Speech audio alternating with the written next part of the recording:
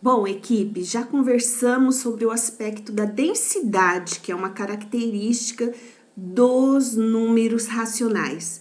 Agora vamos falar de uma coisa que é muito natural no processo de aprendizagem. É que as crianças tendem a utilizar as regras de funcionamento dos números naturais e dos números inteiros ao fazer as operações com os números racionais. Mas eis que surge agora uma vírgula no meio do caminho, né? Os números racionais, os números, no caso da classe dos números decimais, eles têm uma característica que eles, na sua escrita, na sua representação escrita, existe uma vírgula. E nós temos que construir com as crianças qual é o significado dessa vírgula na representação. E para as crianças compreenderem o significado da vírgula na representação da classe dos números decimais, elas necessitam construir solidamente o conceito de unidade. Porque a vírgula surge no momento em que, a partir da representação escrita da vírgula, a unidade ela é fracionada, ela é dividida em partes menores e ela pode ser dividida de vários modos possíveis. Então, o primeiro trabalho do professor é pensar se as crianças construíram solidamente esse conceito da unidade e em que sentido surge a vírgula na representação dos números decimais em conexão com a unidade. Depois, nós temos que pensar muito bem. Vamos trabalhar isso com as crianças, que elas possam perceber que a unidade, ela pode ser dividida em partes menores e conforme ela for dividida em partes menores, essa representação vai variar. A primeira análise que eu faço com vocês é: que material, antes de introduzir o trabalho com a unidade, quando vocês já trabalhavam com a unidade inteira, vocês utilizavam geralmente? O que nós percebemos é que é mais usual em sala de aula, na construção do sistema decimal posicional e as operações e estruturas envolvendo o sistema decimal posicional dos números naturais e também com os números inteiros, é que o professor utilize o material dourado. E muitas vezes o professor, para introduzir o conceito de números decimais e a unidade fracionada, continua a trabalhar com o material dourado em sala de aula. Quando eu faço essa observação, eu sei que os professores podem trabalhar também outros tipos de materiais para a construção do sistema decimal posicional e a introdução dos números racionais. Como muitas vezes, muitos professores trabalham material Coursiner também para introduzir os números decimais. Mas eu quero trazer para a nossa reflexão o material dourado, porque pesquisas indicam que é o material mais utilizado pelos professores em sala de aula. E vamos recordar o material dourado. O material dourado é feito por peças pequenininhas, cubos menores, em que se trabalhavam a unidade. Ele tem os filetinhos de agrupamento de 10, onde se trabalha a dezena. Ele tem a placa, que é a união de 10 filetinhos de 10, onde se trabalha a centena. E o cubo maior, que é a união de 10 placas, onde se trabalha a unidade de milhar, né? Um milhar. Então, geralmente, o professor que continua o trabalho em sala de aula com material dourado, é muito difícil ele pegar a unidade pequenininha, que era o cubinho menor, para representar a unidade que vai ser fracionada agora. Geralmente, o professor pega o filetinho de 10 trabalha com o aluno. Agora, a nossa unidade vai ser essa. Suponhamos que a unidade seja repartida em 10 pedacinhos menores e pega 10 cubinhos menores para mostrar que a unidade pode ser fracionada em 10 cubinhos menores. Então, a reflexão que eu faço é que isso causa alguns problemas na compreensão do aluno, porque até aquele momento da aprendizagem dele, ele tomava a unidade como o cubinho menor. E o professor passa a mostrar um filete de 10 como sendo a unidade, que era o agrupamento de 10 unidades. Não que isso não possa acontecer em sala de aula, pode ser utilizado em sala de aula, mas o aluno, para compreender isso e transpor isso do cubinho menor para o filete de 10 cubinhos, ele tem que ter construído muito afinadamente o conceito de unidade, porque a unidade pode ser qualquer coisa, pode ser o cubinho menor, pode ser o filetinho, pode ser a plaquinha, pode ser o cubo maior. Isso deve ser muito bem explicado para a criança. O ideal seria, assim, que em sala de aula, quando você vai fracionar a unidade em pedaços menores, que no caso até então era trabalhado com o cubinho menor, se alterne o material até que o professor perceba que as crianças construíram bem o conceito da unidade e que a unidade, dependendo do contexto, do referencial, ela varia também. Isso é muito importante, porque a continuidade dentro do material dourado, sem explicar bem, sem a construção do conceito da unidade, vai deixar a criança meio voando. Ela não consegue entender, às vezes, por que antes a unidade era o cubinho menor e agora é o maior. Isso porque ela ainda está em processo de construção do conceito de unidade. Então, nós temos que ficar atentas para essa questão. Existem alternativas para fazer essa transposição, uma mudança de material, e foi com esse sentido que surgiu o material Coursiner, na realidade.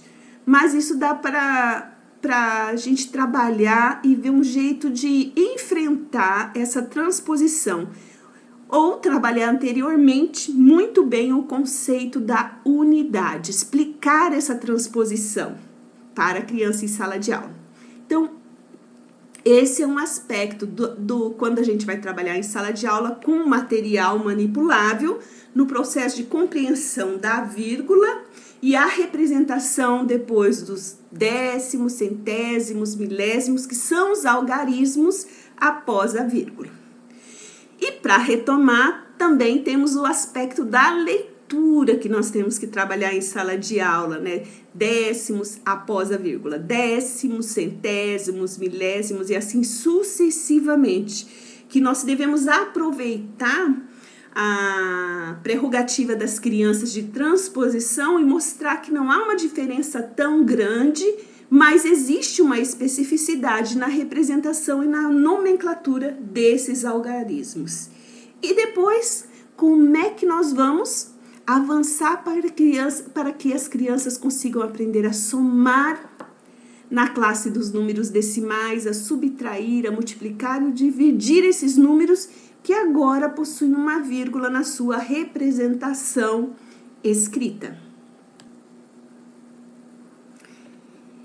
Então, vamos começar a analisar esse item 2 pelo aspecto da leitura dos números decimais. E eu trago nessa apresentação pontos que se apresentam em sala de aula como obstáculos epistemológicos que se apresentam no processo ensino-aprendizagem da matemática.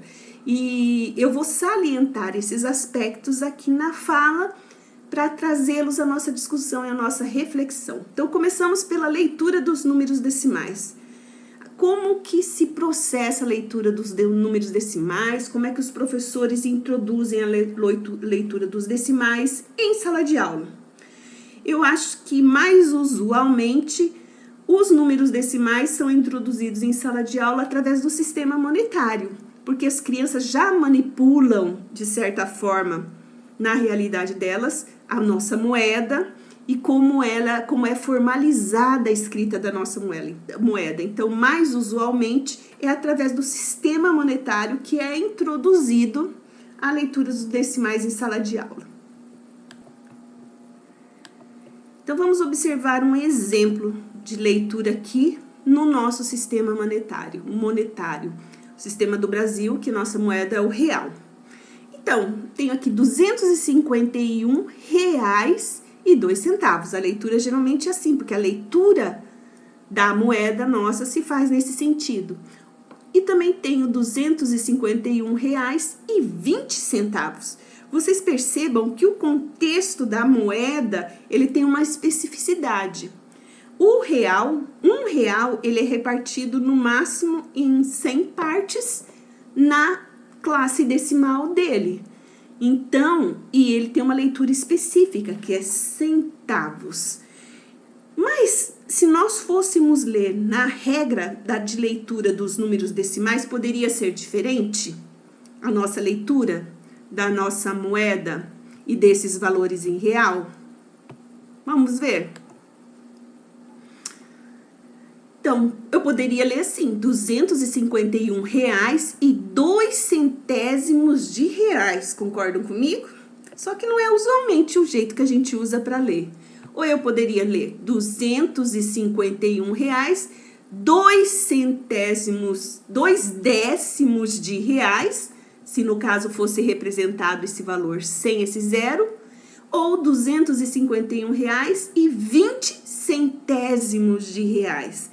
Essa maneira é absolutamente correta da leitura desses números quando no sistema monetário nosso do Brasil. Só que usualmente não é assim que nós os lemos em sala de aula, nós os lemos desta outra forma.